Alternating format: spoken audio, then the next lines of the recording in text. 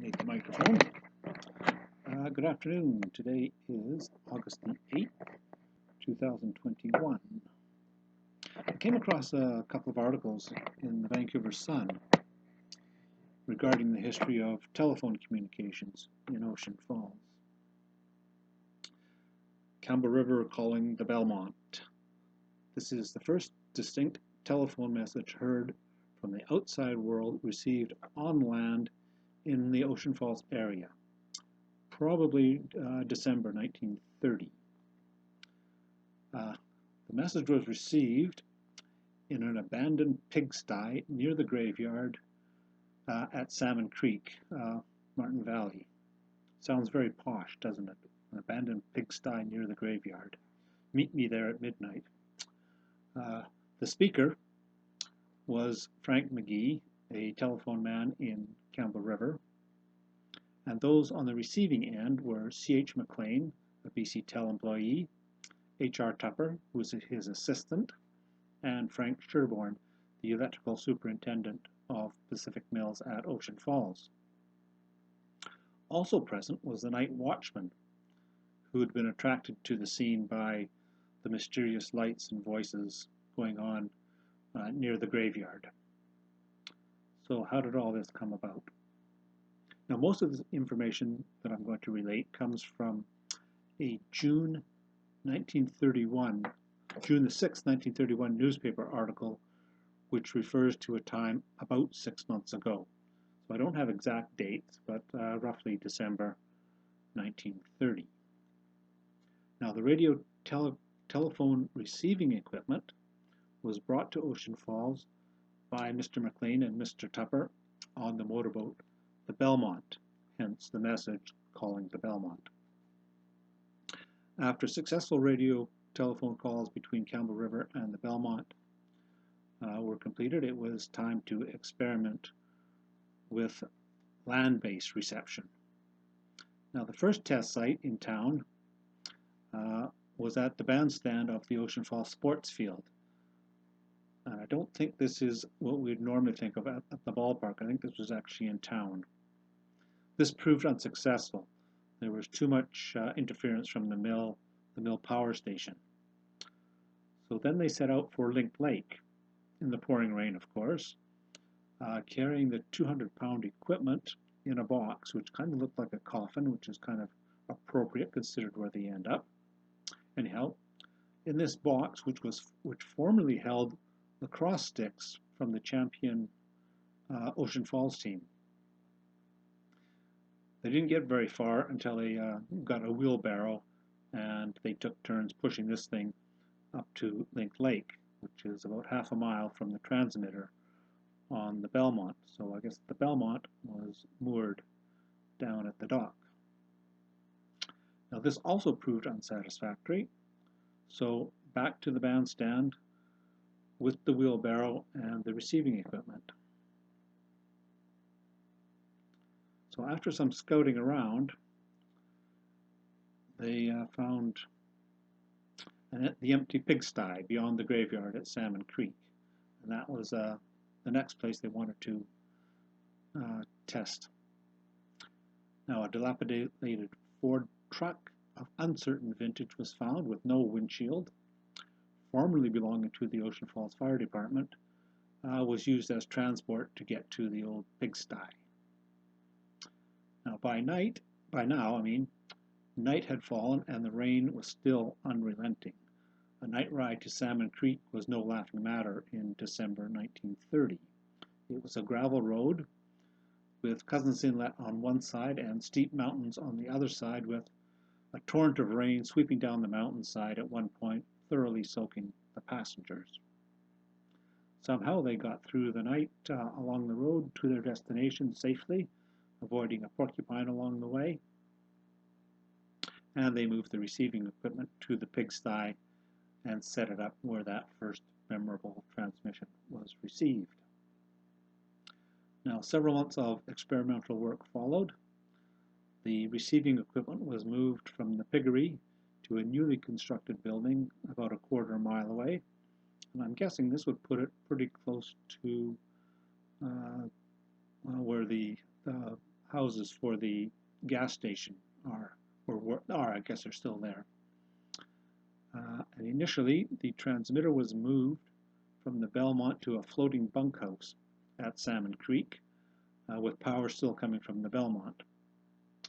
But finally, a new building was built for the transmitter on the shore of Salmon Creek, and 120-foot poles were erected there with a power line linking the equipment with Ocean Falls.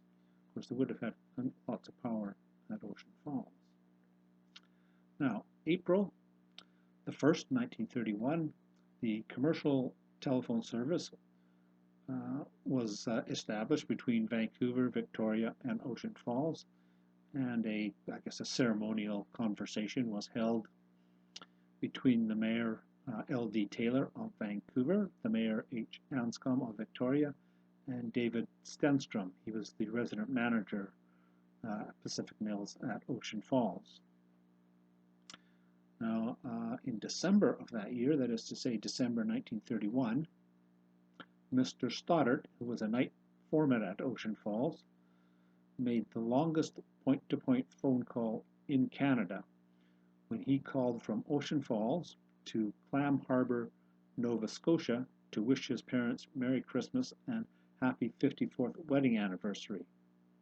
Now, this call went from Ocean Falls to Campbell River, down to Nanaimo across to Vancouver, and from there to Seattle, across the continent to New York, and finally up to Clam Harbour. By estimation, about 5,000 miles. Now, that's kind of the end of what I want to say about the communications, but I'll just add a few notes of things that were mentioned. The piggery at Martin Valley. The farm was established in 1913, and it was extended in 1918, and it had facilities for hog raising, and there was also a herd of dairy cattle. Unfortunately, in 1928, there was an outbreak of hog cholera. The hogs were destroyed, the cattle was sold, and that was the end of the farm. Although 30 years later, when I was living there as a lad, we still referred to that area either as Martin Valley or the Farm Valley. So the idea of the farm lingered on for long after it ceased to be a farm producing milk for the town site. The piggery, where the first message was received, was, well, if you were coming from from Ocean Falls, you would say it was at the far end of Martin Valley.